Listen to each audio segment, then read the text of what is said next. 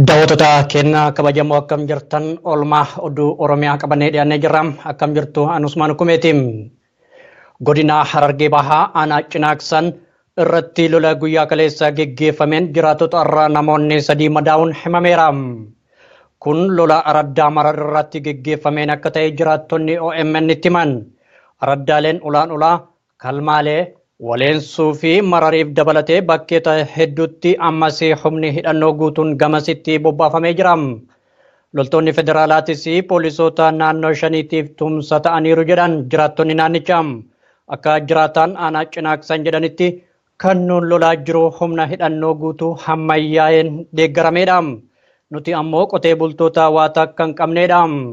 Haga danda'ameen waliif birmannee weerartoota kanaa yoo ofirraa deebifnu loltoonni federaalaa wayyaaneen deeggaraman jidduu seenuudhaan weerartoota kana gargaaraa jiru. Nuti gama keenyaan yoo rabbi taate malee gargaarsa tokko hin qabnu jedhan.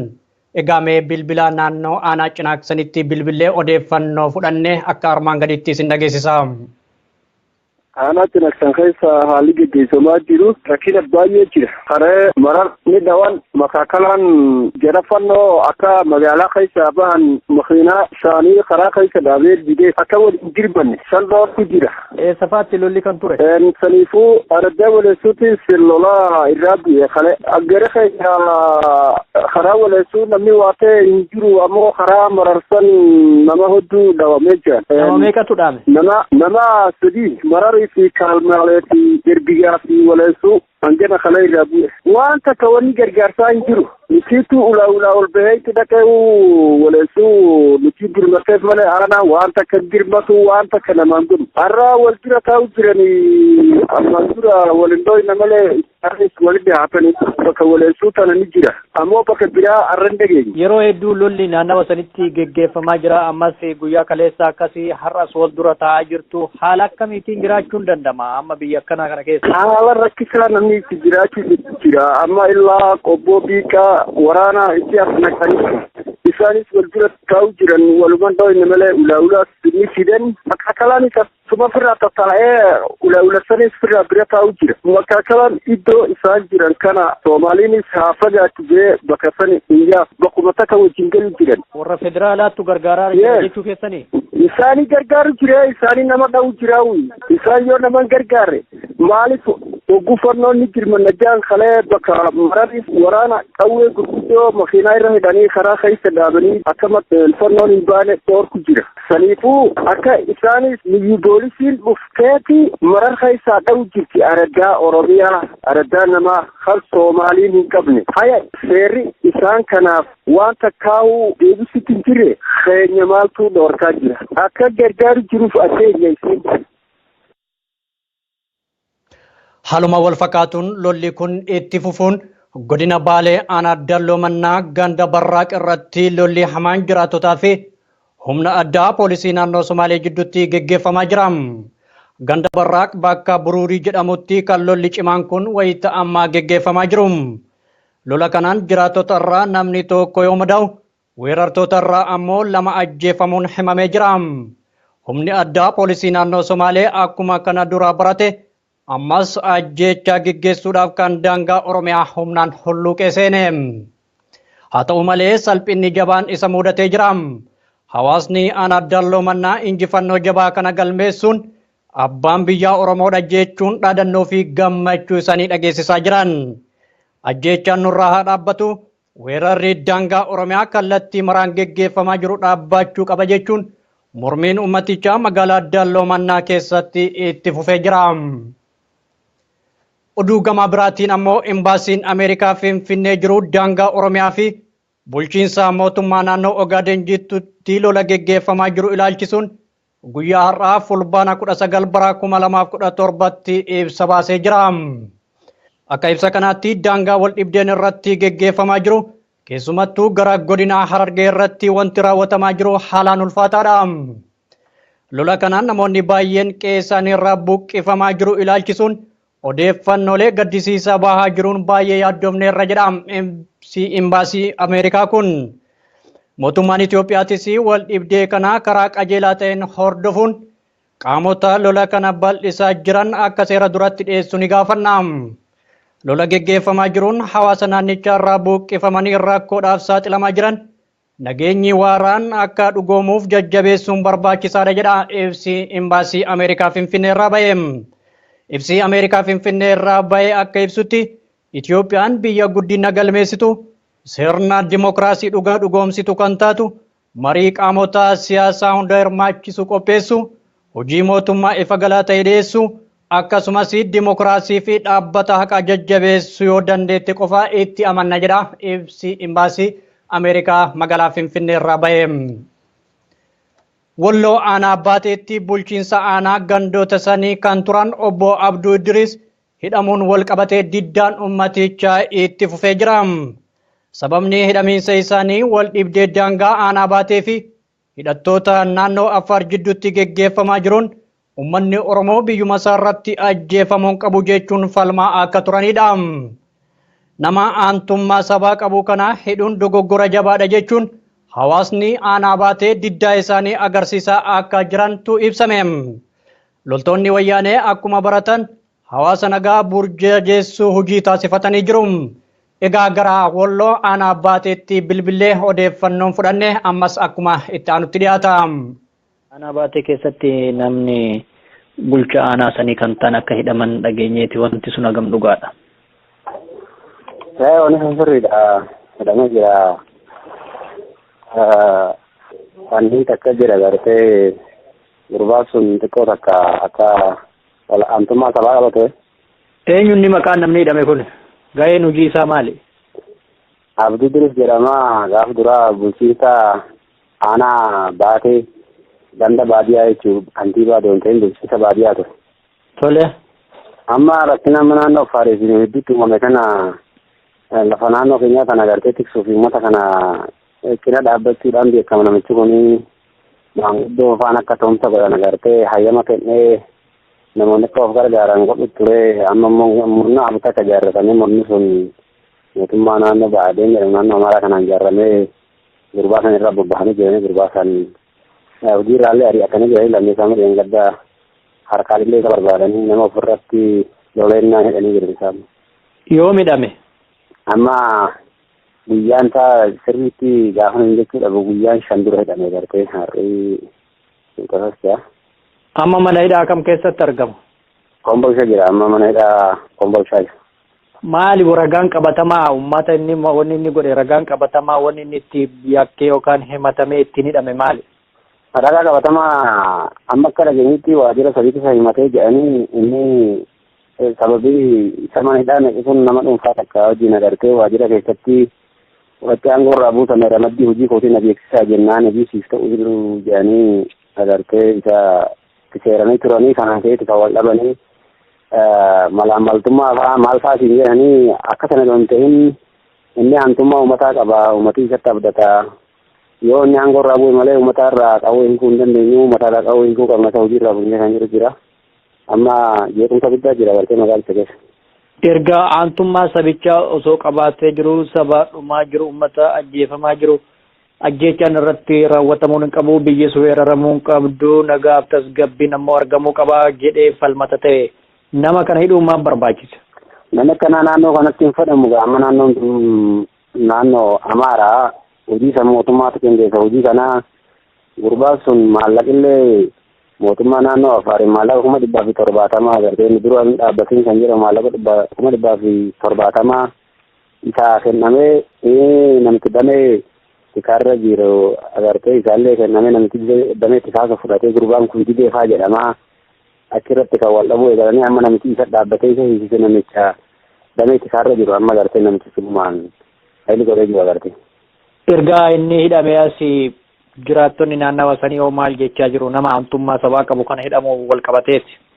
Wallahi nani sugumaan aaree jira amma maanguddoonni illee bakka hedduu dhaqanii abbootii amantaa bira dhaqanii dubbiin kun gurbaan kun hidhamuu qabu dubbii kan tasgabbeessuu barbaanna jedhanii warra nama jiru kana bira deemanii turanii jarri kun immoo namichi kun hidhamu malee hin ta'u jedhan agartee akka dura namatti olaanuu maanguddooma ture agartee sheekootiin isaan fuula buutee kadhattee turte sheekoti illee ofirraa ari'an jechuudha kana dura hin beekamne sheekoti sun nama jeesee ta'e malee waa hin hojjenne qaba magaalaa keessatti isaantu mataa tottolchaa isa hidhaarraa of oolchuu hin dandeenye jechuudha.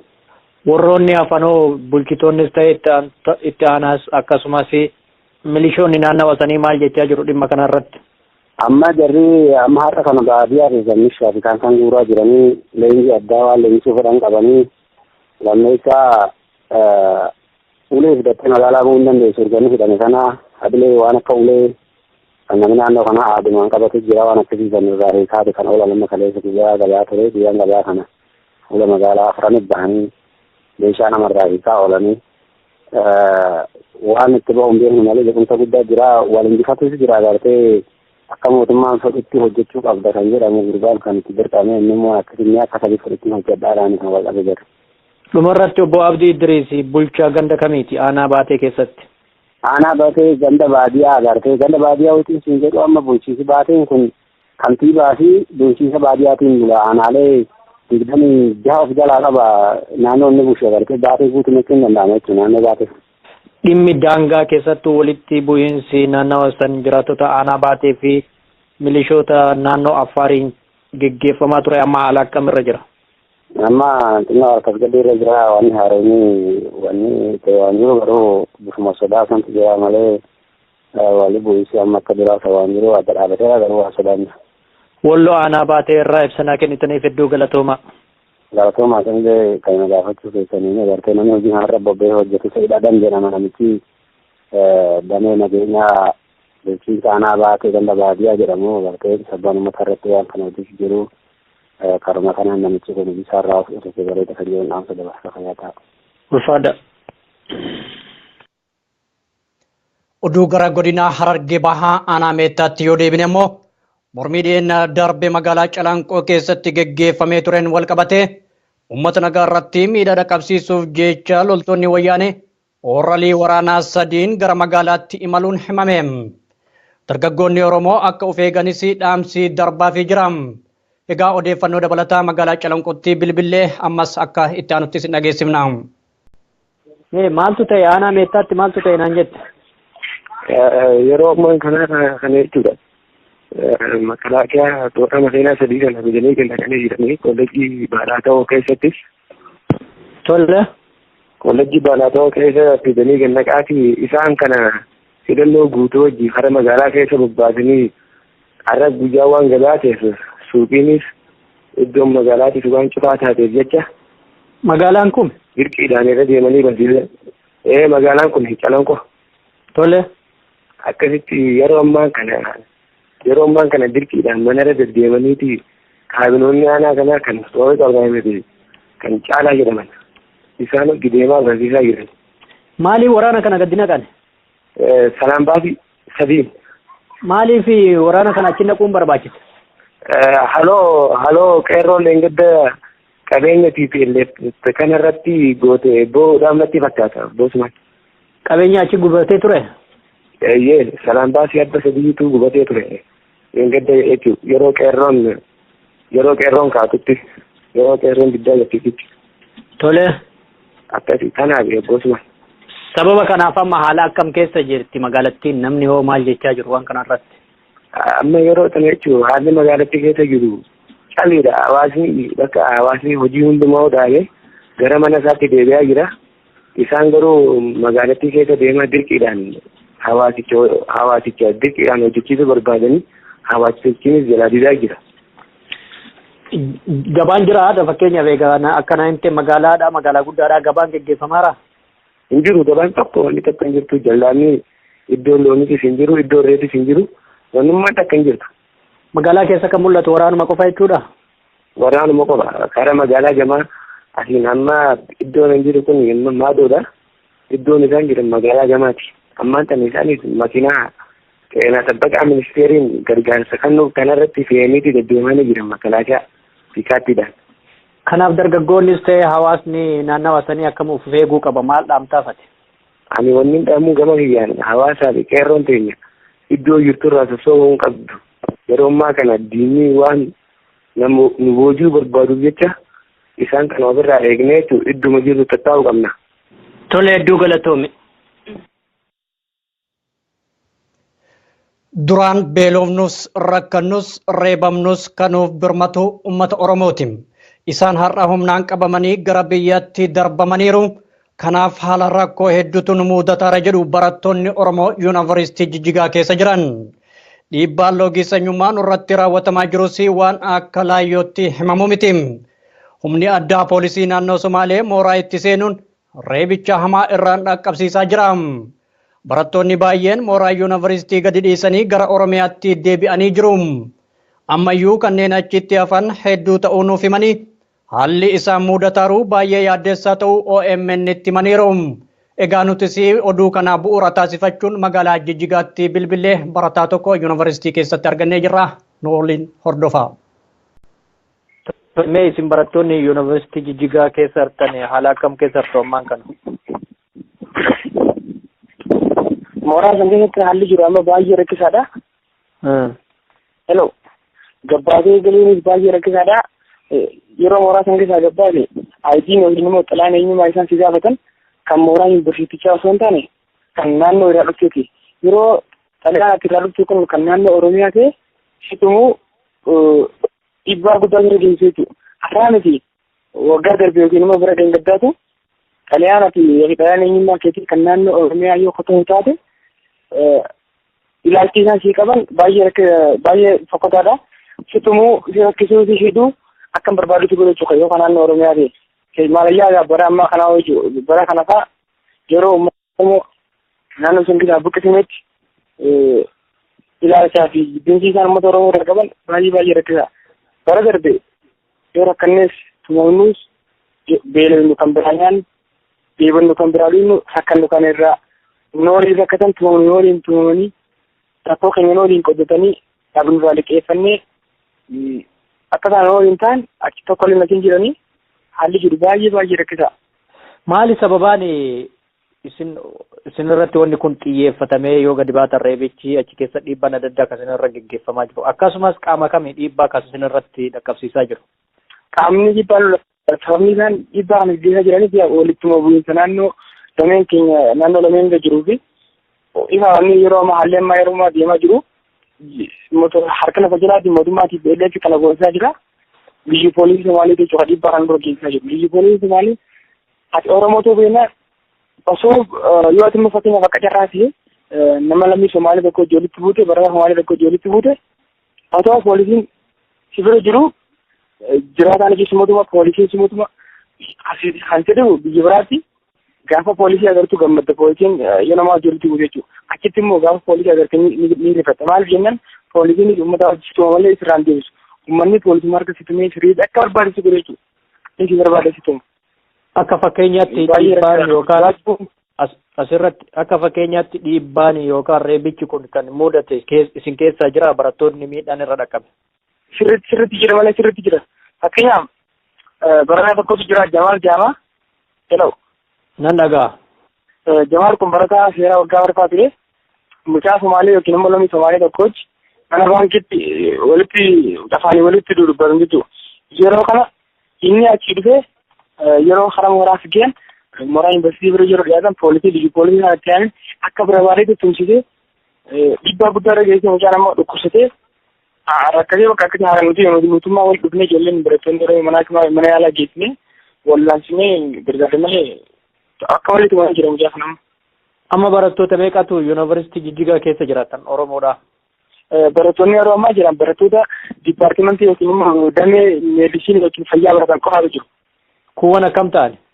Akka kuuwwan amma yeroo isaan achi keessa jiranii yeroo yaa'insaa immoo guyyaa fulbaana 20 takkaati. Kasi ta'u dura mooraa san keessa kan hojjettoonni Oromoo sadarkaa hojii achii keessa hojjetan sadarkaa qulqullina irraa eegalee hanga olitti hojjetan guutumaa guutuu ari'atamanii jiru.